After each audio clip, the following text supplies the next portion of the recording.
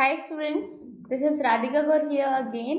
And यहाँ पे हम अभी जो मैंने आपको बताया था कि हमने जो एपी है उसके बारे में पढ़ लिया, उसके क्वेश्चंस देख लिए, उसके कंसेप्ट्स क्लियर कर लिए, हमने फॉर्मूले समझ लिए, हमने देखा कि हम कैसे किसी भी एपी को हल कर सकते हैं।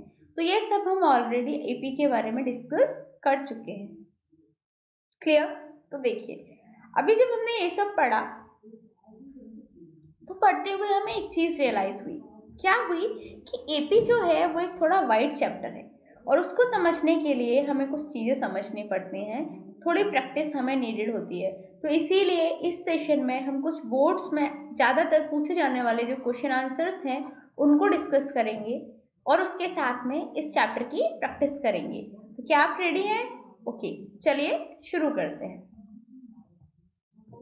देखिए, ये क्वेश्चन काफी इंपॉर्टेंट क्वेश्चन है। काफी बार इस तरीके के क्वेश्चन जो हमारा एग्जाम आता है उसमें पूछे जाते हैं। जैसे एक एपी में 50 पद हैं जिसका तीसरा पद 12 दिया गया है, अंतिम पद आपको दिया गया है 106, तो इसका 29वां पद आपको ज्ञात करना है। तो देखिए, आपको यहाँ पे A3 कितना दिया गया है 12, A50 कितना ज्ञात दिया गया है 106, ज्ञात क्या करना है A29।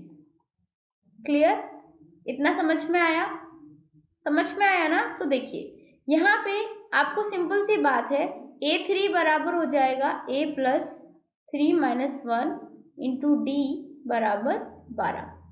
A+2D आप निकाल लेंगे, किसके बराबर हो गया 12। कैसे? 3 - 1 2 होता है, तो यहाँ से A+2D 12 के बराबर हो गया। A बराबर हो गया 12 - 2D। फर्स्ट इक्वेशन बना ली।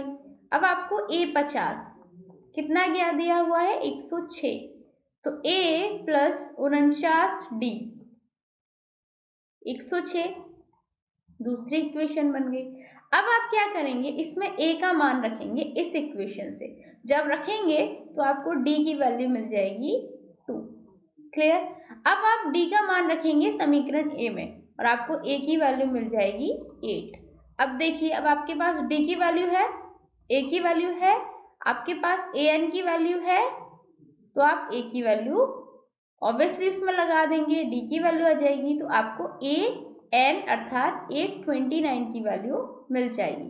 तो हम कैसे करेंगे, 829 बराबर A+28D, A+28 इंटू 2, A की वैल्यू भी हमें गिवन है 8+28 इंटू 2, यहाँ से ये आ जाएगा 64 के बराबर। ठीक है? तो इस तरीके से आप निकाल सकते हैं कि यदि किसी एपी के 50वें पद का, ठीक है, 50 पद हैं और यदि तीसरा पद 12 है, अंतिम पद 106 है, तो इस तरीके से 29वां पद कितना होगा 64 होगा। समझ में आई ये चीज? चलिए आगे बढ़ते हैं। ये भी क्वेश्चन काफी इंपॉर्टेंट रहता है, समझने की कोशिश कीजिए। एपी है आपका ये, कौन सा पद उसके 54वें पद से 132 अधिक होगा, हमें ये फाइंड आउट करना है। क्लियर? तो देखिए कैसे करेंगे। पहला पद हमें कितना दे रखा है, आई गेस पता नहीं क्या चला गया। चलिए, पहला पद हमें कितना कितना दे रखा है, a बराबर हमें दे रखा है 3। सार्वंतर d निकालने के लिए हम 15 - 3 करेंगे, यहाँ से हमें मिल जाएगा d बराबर 12। क्लियर? अब an आपको फाइंड आउट करना है। an निकालने के लिए आप क्या कर सकते हैं, A54 + 132, ये हमें प्रश्न के अकॉर्डिंग दे रखा है ना। अब देखिए, आप क्या करेंगे, A+n-1 इंटू डी रखेंगे, यहाँ पे A+53 -1 इंटू डी, आप ऐसे करेंगे। जब आप इस इक्वेशन को सॉल्व करते जाएंगे, A की वैल्यू रखेंगे, D की वैल्यू रखेंगे, आपको मिलेगा n-1 बराबर 64। ठीक है? तो यहाँ से n आ जाएगा आपका 65। क्लियर?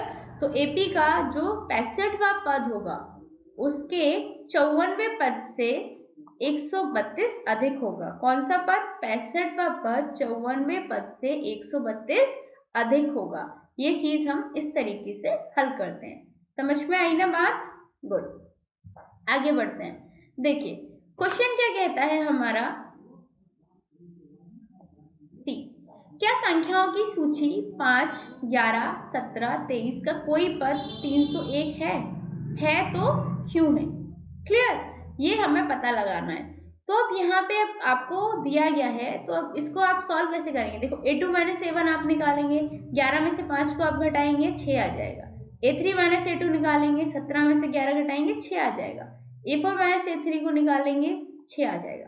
तो क्लियर सी बात है कि k बराबर 1, 2, 3 के लिए जो समान संख्या आ रही है, तो दी गई जो सूची है वो क्या है? वो एक AP है। क्या है? एक AP है। अब AP का nth पद हमें भी गिवन है, कितना गिवन है? 301 गिवन है। an बराबर a plus n minus 1 into D. 301 is equal to 5 plus n minus 1 into 6। D is equal to हमें 6 दिया हुआ है। यहाँ से आप सॉल्व करेंगे तो n इज इक्वल टू आ जाएगा 151/3। क्लियर। अब n क्या होना चाहिए? n होना चाहिए अपना धनात्मक पूर्णांक, और n तो धनात्मक पूर्णांक आएगा नहीं क्योंकि फ्रैक्शन में है। ये क्या है? फ्रैक्शन में है, भिन्न में है, नहीं आएगा। इसका मतलब जो 301 है वो संख्याओं की दी गई सूची का पद नहीं होगा। जो 301 है वो एक गलत पद है। ठीक है, अगला सवाल देखिए। सवाल क्या कहता है हमारा? एपी इसका अंतिम पद से 11वां पद हमें ज्ञात करना है। एक हमें एपी दी गई है, ठीक है, उसका अंतिम पद दिया गया है हमें -62। हमें इससे पहले 11वां पद ज्ञात करना है, मतलब एंड से 11वां पद हमें ज्ञात करना है। तो देखो a बराबर 10 दिया हुआ है, d बराबर हमें दिया हुआ है 7 - 10 मतलब -3, l बराबर हमें दिया हुआ है -62। पुट कर देंगे l बराबर a plus n minus 1 into D में। यहाँ से आपको n बराबर कितना मिल जाएगा? 25। मतलब इस पूरी एपी में कितने पद होंगे? 25 पद होंगे। ये हमें यहाँ से ज्ञात हो जाएगा। जब 25 पद हैं तो अंतिम से 11वां पद जो है कैसे कौन सा होगा? 15वां होगा। सिंपल सी बात है, 1 से 25 तक यदि मैं गिनतियां लिखूं तो 25 से 11वां पद कहाँ आएगा? 15वां पद आएगा। तो अर्थात हमें a15 की वैल्यू निकालनी है। a15 की वैल्यू निकालने के लिए हम क्या करेंगे? हम अपना फॉर्मूले में रखेंगे और सिंपली हमें an की वैल्यू, a15 की वैल्यू कितनी मिल जाएगी? -32। तो अंतिम पद से 11वां पद हमारा कौन सा होगा? -32 होगा। समझ में आई ये चीज? Okay, now next question is, खाते में एक खाता है जिसमें प्रत्येक वर्ष मिश्र धन इतना की राशि 8% वार्षिक की दर से चक्रवर्ती ब्याज पर जमा की जाती है। तो आपको ये बताना है कि ये जो क्वेश्चन है वो एपी होगा या नहीं होगा। तो देखिए, मैंने आपको बताया था कि एपी बताने के लिए, आईपी निकालने के लिए आपको ये चाहिए कि जो सार्व अंतर है, जो सार्व अंतर है या फिर इंग्लिश में कह लें हम कॉमन डिफरेंस है, वो कितना होना चाहिए? कितना होना चाहिए? सिमिलर होना चाहिए, समान होना चाहिए, समान होना चाहिए।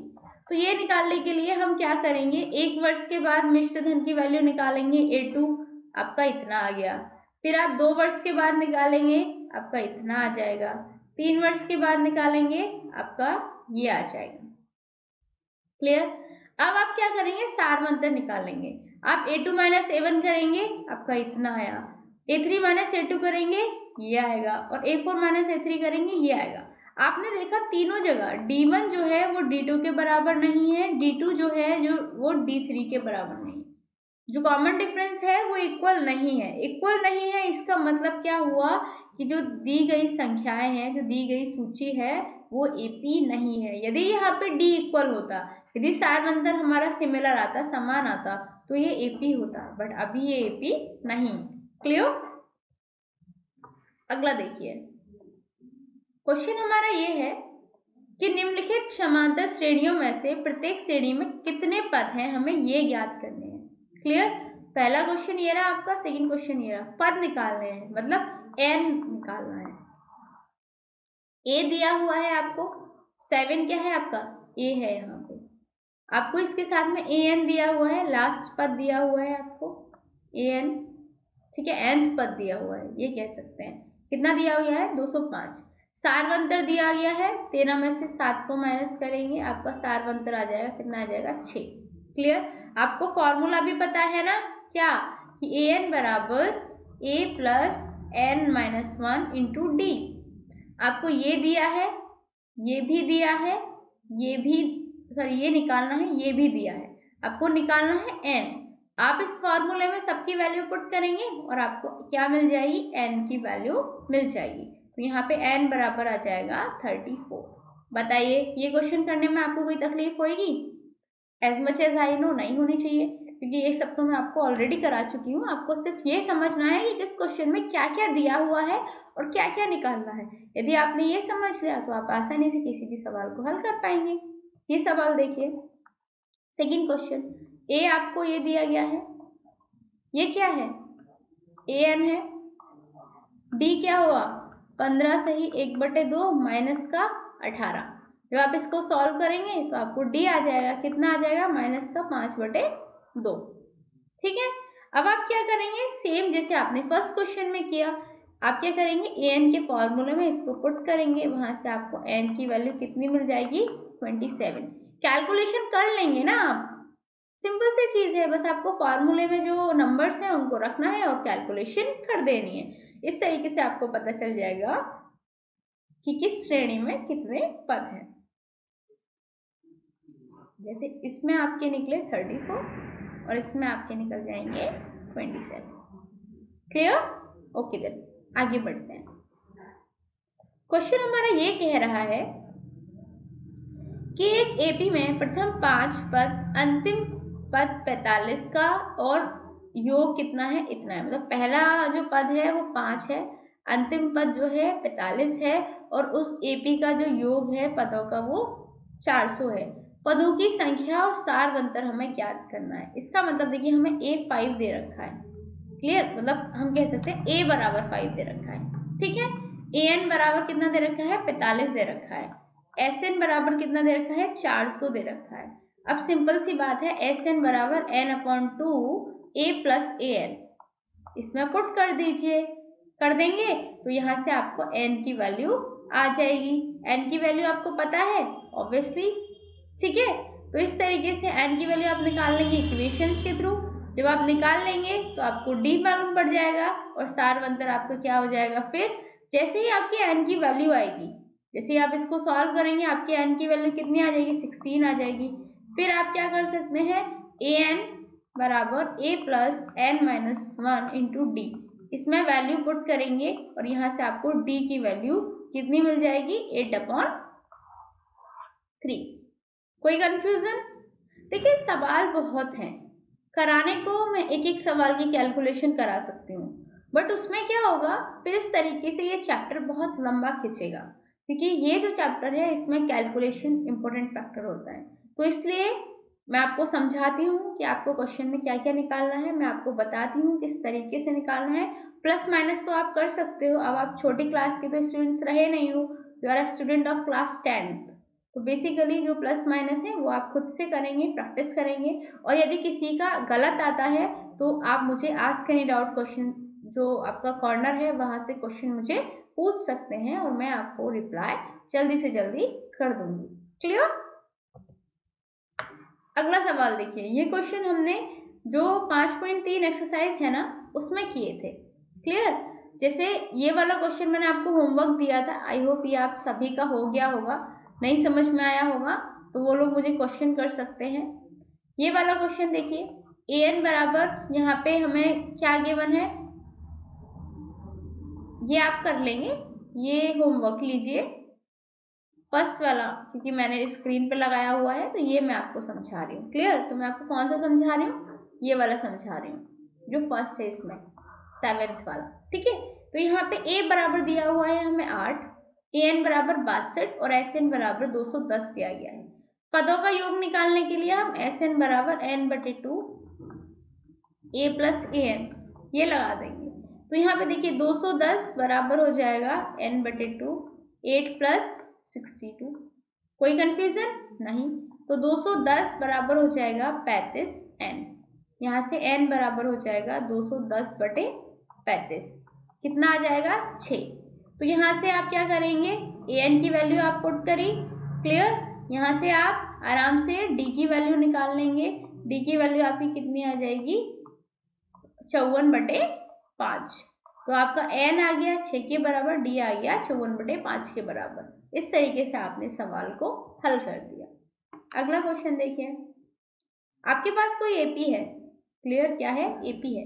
उसके प्रथम 22 पदों का योग ज्ञात करना है, जिसमें d बराबर 7 दिया गया है और जो 22वां पद है वो आपको 149 दिया गया है, ठीक है। तो d बराबर 7 है, an बराबर आपको 149 दिया गया है, n बराबर आपको 22 दिया गया है। तो यहाँ से बेटा आप क्या करेंगे, an बराबर a plus n minus 1 into D में आप पुट करेंगे, क्लियर। यहाँ से 149 बराबर a प्लस 22 माइनस 1 इंटू 7, इस तरीके से करेंगे।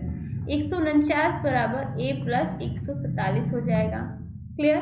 एपी का n पदों तक का योग ज्ञात करना है, तो Sn बराबर हो जाएगा n/2 a प्लस an। यहाँ से a की वैल्यू आपको मैंने बताया 2 हो गया आपका, an की वैल्यू आपकी हो गई 149 हो गई, ठीक है। तो S22 की वैल्यू हो जाएगी 11 इंटू 151, तो दैट विल बी 1661, ठीक है। तो एपी के प्रथम 12 पदों का योग कितना हो जाएगा, 1661। कोई कंफ्यूजन ऑब्वियसली नहीं होगा, आप कर लेंगे, समझ गए हैं। ऐसे ही आप इस सवाल को भी सिमिलर तरीके से सॉल्व कर सकते हैं। हमें a दिया गया है, d दिया गया है, n दिया गया है, हम Sn अपना निकाल देंगे। अब ये वाला सवाल देखिए, ये भी मैं आपको समझा चुकी हूँ। आपको 7 पदों का योग 49 दिया गया है, 17 का 289 दिया गया है, n पदों का ज्ञात करना है। 2 इक्वेशन बना लीजिए, आपकी वैल्यू a की मिल जाएगी, d की मिल जाएगी और उसके थ्रू फिर आप Sn निकाल देंगे, क्लियर। तो देखिए इस तरीके से हमने जो भी इम्पोर्टेंट क्वेश्चंस थे उनको हल किया, उनके बारे में समझा और इसी के साथ हमने अपना जो चैप्टर है एपी उसको आज फिनिश कर लिया। अब हम अगले चैप्टर के बारे में डिस्कस करेंगे अगले सेशन से।